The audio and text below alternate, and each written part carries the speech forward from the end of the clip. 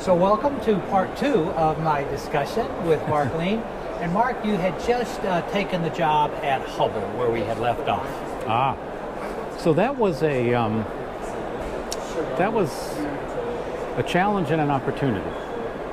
To start a new center is quite a challenge. But we had some partners that had developed museums, so they had a concept that was entertainment focused. Make this interesting. Make it some place where people want to come back. Something to enhance the educational part that we were doing. And I was able to hire a team of people, and I knew them, so I just cherry-picked them. And I had an incredible amount of support, Randy. I had unlimited funding. And Scott Muse. Scott Muse, a brilliant man and a true lighting professional. And he was running the company. And I hit it off with him, fortunately, during my interview process. And there were a couple of people there, too, that I had known previously at Cooper. Bill Foley and Dick Lopes and Lincoln Dixon. So I was able to contact them first before I took that job, make sure that everything was going to be good a year from now, and that I would really get the support. And they told me that kind of depended on the trust that I built with Scott. And indeed, that worked. Fortunately, I had unlimited financial support, which is an amazing thing in a position like that. Beyond Scott, I even had the CFO of the parent corporation come in and tell me he had more money if I needed. So Hubbel Inc. Hubbel Inc. Okay. And I never had to ask him for it because I never got turned down for anything. So I was able to send this team off for all kinds of training. And it really helped them, I think. In fact, I know, because I'm still in touch with them and respect them as friends. I think it really helped them. So back in the day, how many people would come through there in a year? Oh, boy. Ballpark. Well, when I was at Cooper, we used to inflate the numbers a bit, and we were at about 9,000 a day. 9,000 a year? 9,000 a year, I'm so sorry. Okay. But at Hubbel, I would say we probably averaged 50 a day. Sometimes we'd be juggling 3 groups, and we'd have more than that. Usually we had 2 groups in a day. Okay. Tried to keep that group size down to 20, 25, because when you get bigger than that, people get shy about engaging and talking, and the best education is done when it's interactive. And so that worked out, and we were able to build curriculum and rebuild curriculum as things changed and LEDs became more dominant and such things. I really grew at that point, and Scott wanted even more, and he wasn't demanding, he was asking. He was saying, what can we do beyond lighting? How can we help not only the employees that are coming in, or the customers that are coming in, but the people here?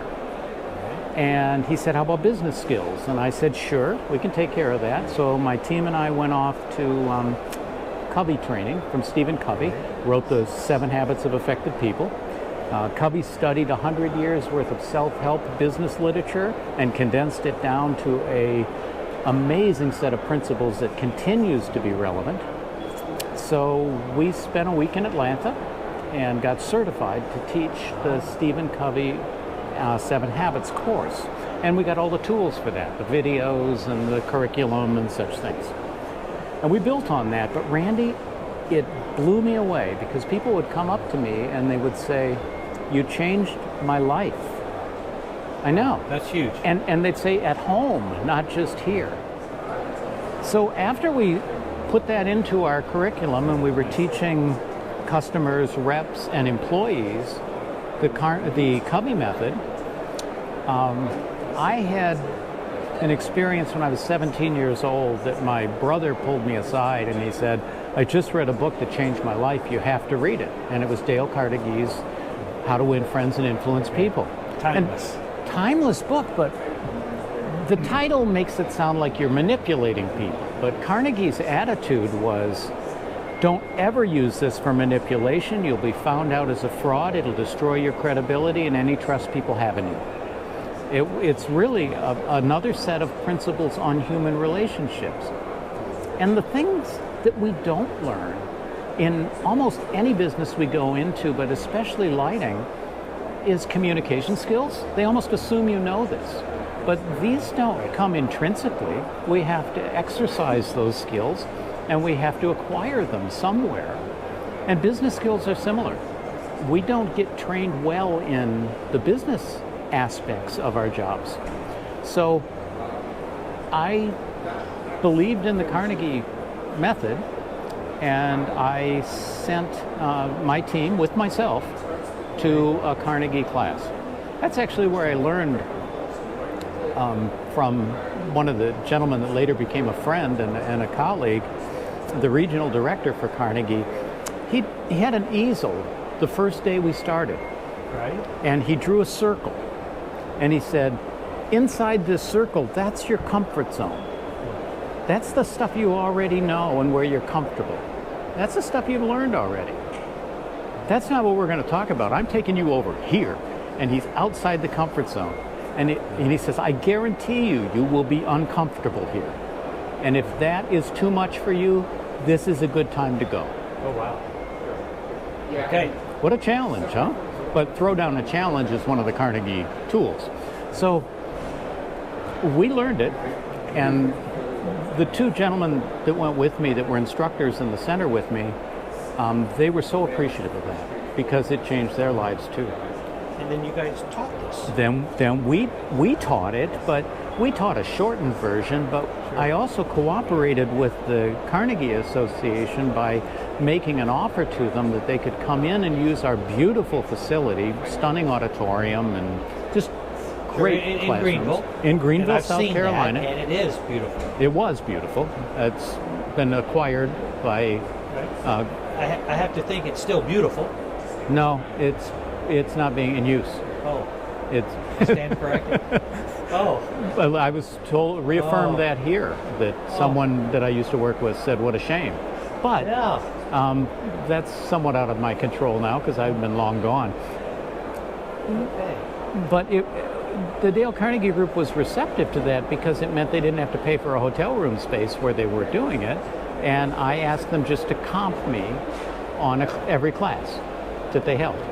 It's a win-win. Oh, it part is, of the Dale Carnegie thing. It's a win-win, yeah. And we held their classes in the evening, so we were teaching in the day, and they had the use in the evening. And one of us would hang around just to make sure the doors were closed, or security would take care of it for us sometimes.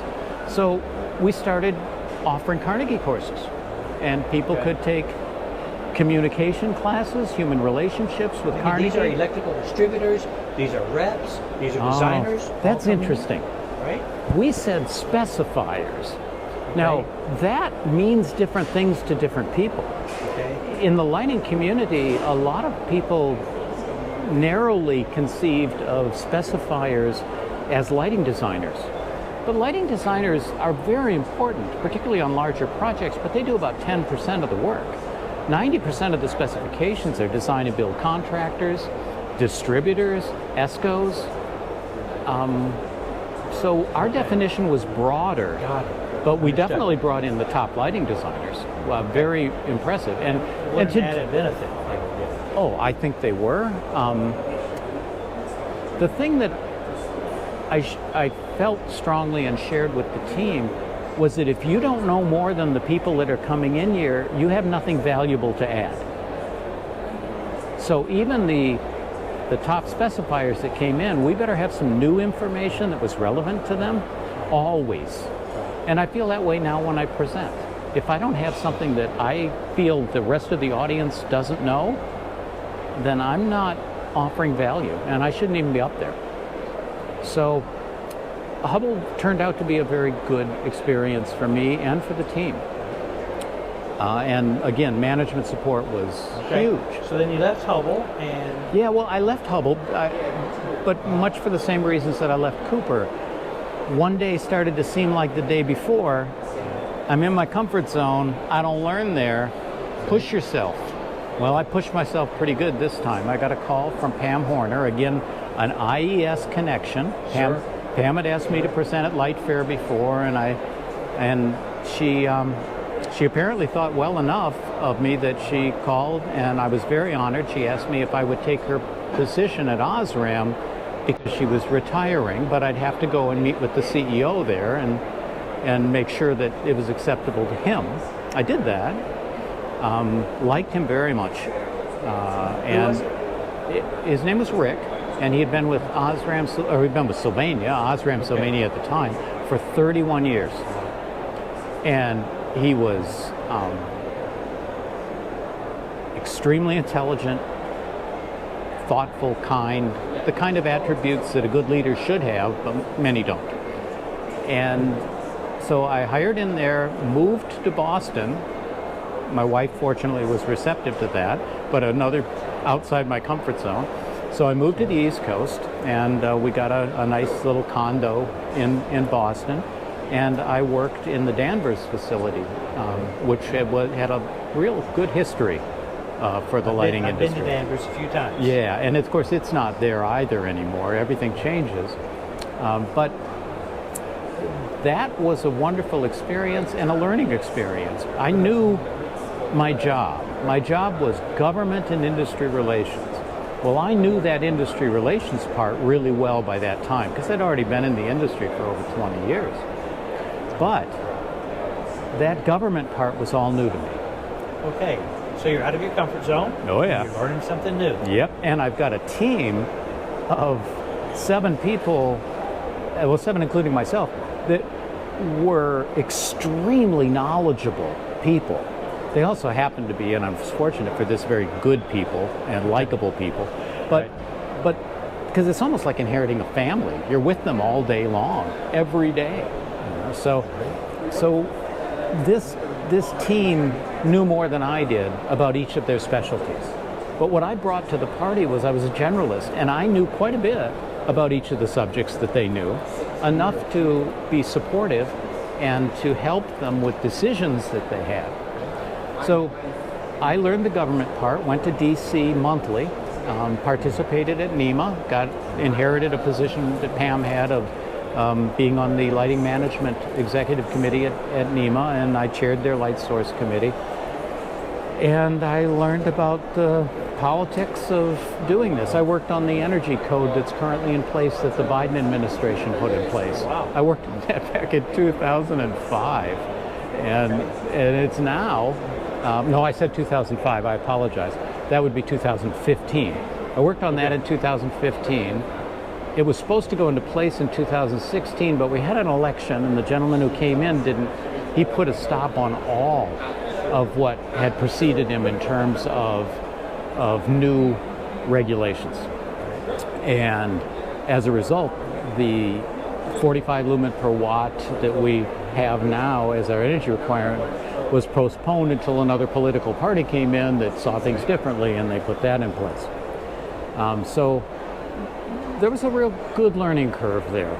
Once again, though, after about 4 years of working with this stellar team, I was starting to feel kind of similar, and I was getting older, and I'm wondering, what's the future here?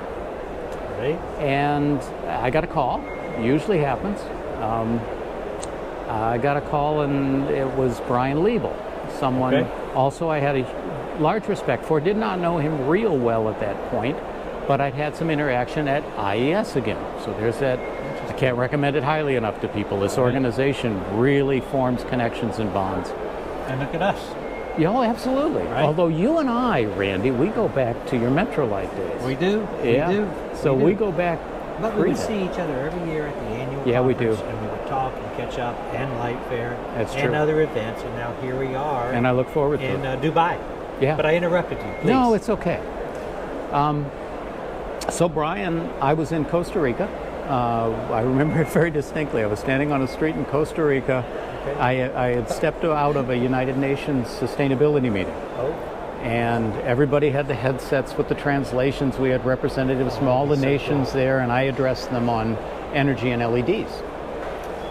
And What year? This would be 2015. Okay. It was interesting, too, because the international perception was very different. The international perception was, and I had discussions with people about this while I was there, that the United States had wasted so much energy and generated so much trouble that now we're telling them to be conscious. Right. Yeah, who are you to tell us? So there was a hypocrisy level there that had to be overcome. But I think the messaging was still good, and it probably resonated over time, at least I hope so. So Brian asked me if I would consider, he had just started at the IES, along with the new executive director, Tim Lasitra, and he asked me if I would come in and work with him there and handle industry relations. Well, I thought, IES, what a great way to cap off a career. And I asked him, I said, are there any age restrictions for this? Like, do you kick me out the door at 65? And he goes, absolutely not. As long as people are happy with what you're doing, and that's up to you, you're here. And no geography restrictions? No, I was able to work remotely. You didn't have to move to New York City? Yep. And the folks at OSRAM, the CEO, I went with him to NEMA to introduce him to the NEMA team as I was leaving. And he said, what's it going to take to make you stay? And I said, well, this is a remote opportunity. They had no remote employees at the time. And he goes, what if we give you a remote? You can still live there. And I thought, well, that's an honor. But I'd already made a commitment, and you don't back out your commitments. So I ended up moving to Asheville, North Carolina, because it's a place my wife and I both love. And I worked out of going back and forth to the New York office as needed. And the IES experience has been another growth experience for me. The amount of connections and networking that I've been able to build on in terms of foundation was absolutely remarkable. And we had Would you say that all of your experience kind of came together with the IES job? That everything you did at Cooper, at Hubbel, at Sylvania, even at Kmart, all came together at IES? Well, the skill set. It culminated at that, certainly, because what I learned at Kmart was building materials, all of them. And that certainly helps me. I currently work with ASHRAE, IEEE, a number of organizations. And in those organizations, there's other people that are dealing with the windows and the insulation and all of the entire building envelope, as well as mechanical. I dealt with all of that. And I was trained to deal with all that. So that did. So this is part of the journey. It really is. The Kmart thing is part of the journey. Isn't that wild? It is, to think about it. No, the flipping burgers, not so much. But the Kmart thing was a serious job. I could have stayed with that company as long as they lasted. But they were, at the time, again, the largest corporation, retail corporation in the world. That's another segment on what caused them to fail. Yeah, it is about leadership.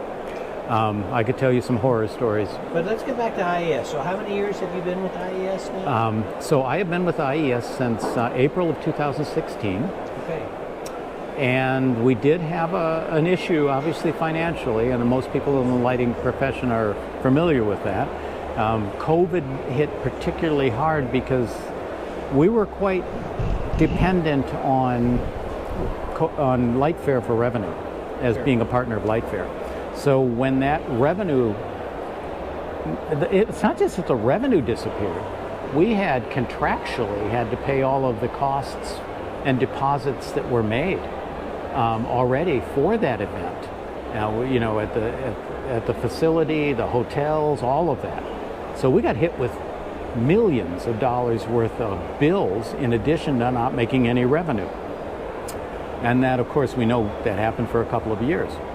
That's not sustainable.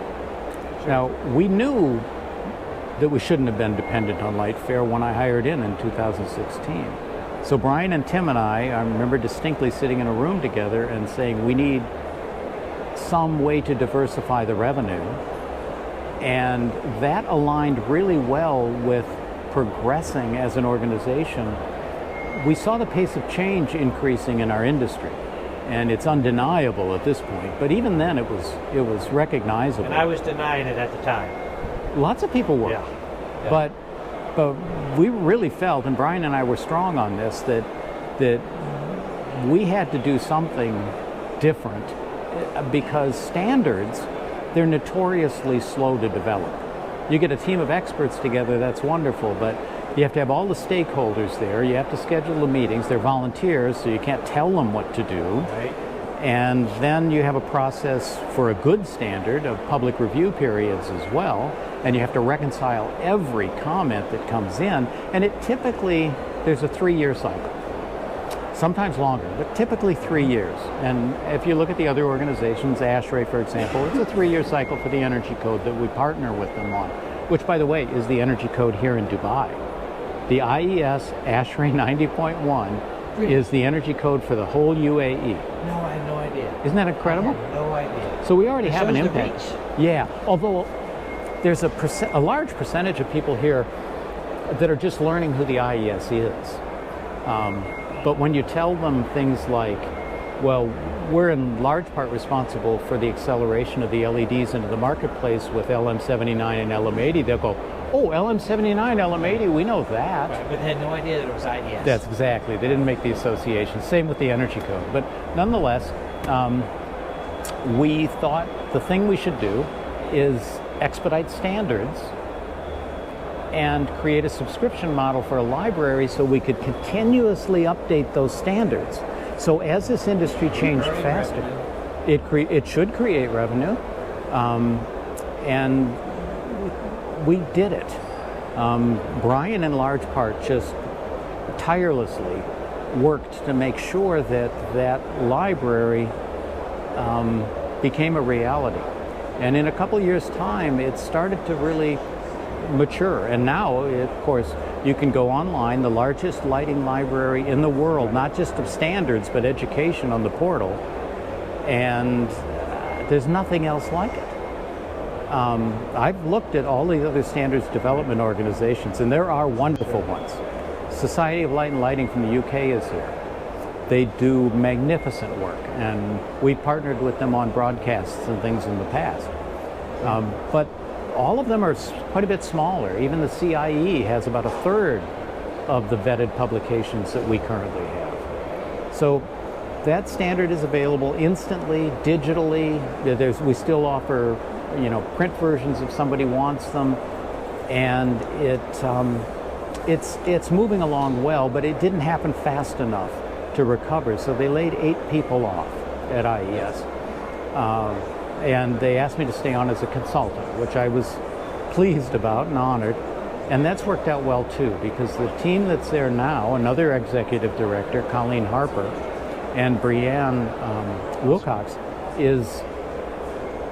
it's a great team. And they're really... But a much smaller team. It's a smaller team. And can I use the word overworked team? Is overworked the right word? Well, you can. If someone holds a title, for example, of Director of Standards in Education, like Brianne, you need a huge team to do those things, and she doesn't have the team she possibly could have, but that's all due to revenue. And the revenue, in large part, is we get in the past, lighting companies were contributing significantly, and we still have some that do. Sonopar. Sonopar, just stepped up. Classic example. $25,000. What a wonderful company too, not just for doing that. Distributor. Electrical distributor, but they have a vested interest in training and lighting. And I'll tell you this, their training program right now in lighting has exceeded all of their expectations. And their corporate headquarters, and largest distributor in the world, their corporate headquarters is not only aware of it, they're happy with it, and they're expanding it. So this is good for our industry. It's good for IES, it's good for Sonopar, it's win-win-win, and for the industry. So the sustaining members have not been contributing as they used to. When LEDs were very profitable, it was easy to write a check for a significant amount of money. But there really was no exit strategy from the manufacturers in the lighting industry for when LEDs weren't profitable, and they overestimated their profits for a longer period of time. I saw estimates that we would be in just a couple years ago at $12 an LED lamp. Now Lawrence Berkeley got it right. They said, no, it's going to be $1. And I took that into the office when I was working at OSRAM, and I said, it's not going to be that much. It's going to be $1. And they said no. But the reason they said no is because in corporate business, at least in lighting, your budgets and projections are all based on what you're going to make.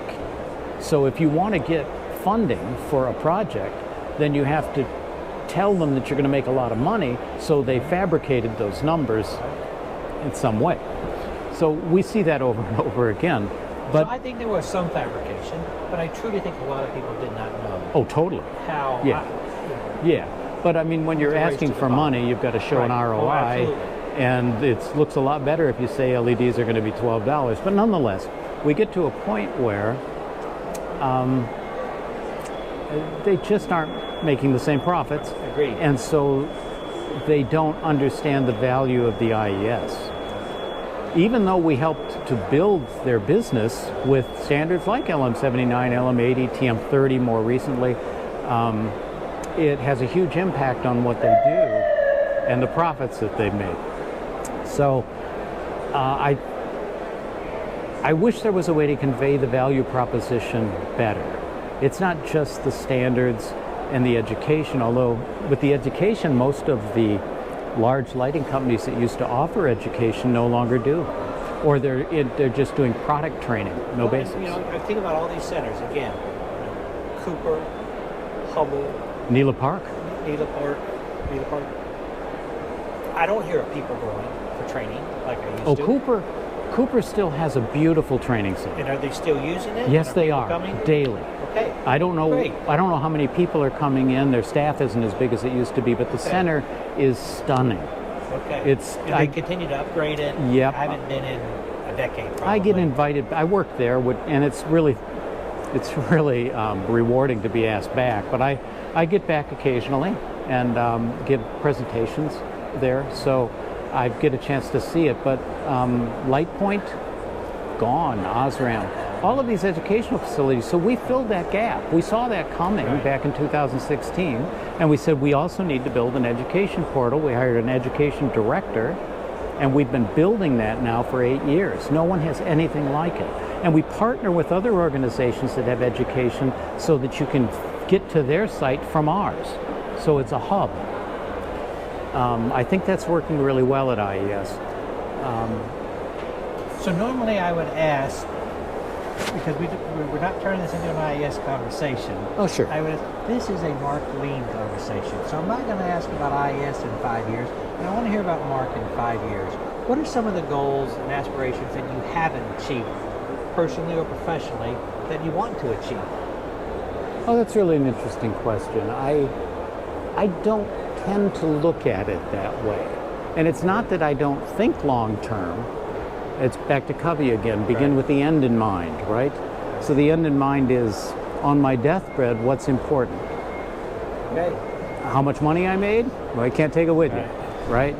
How I treated people? That's important, right? So I tend to look at it that way, and it seems as if my life has had a flow, and a very nice, positive flow, looking back at it. You don't recognize it always at the time, but looking... A lot of jumps, a lot of bumps up and down. Yeah, everybody has those, but I'm very pleased with how things have worked out. I've never been out of work, and people always call and offer me things, and so with my own business, IES is my client, period. Right.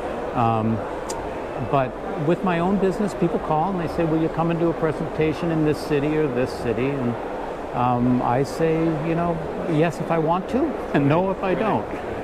Good place to be, isn't it? It's a good. My goodness, it's so liberating. And again, like this show, if you didn't want to come, you just would have politely declined. Absolutely. Although with this show, the request was, if you can bring Mark Lien as a speaker, we'll give you a booth.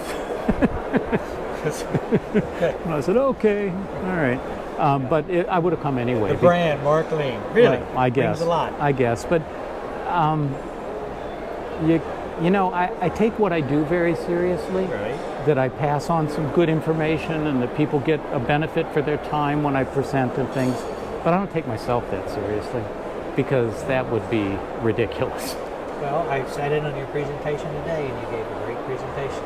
Thank you. So, Mark, thank you. Thank you. Thanks for sitting down with us. Man, I appreciate it. Thank you, Randy. Let's see.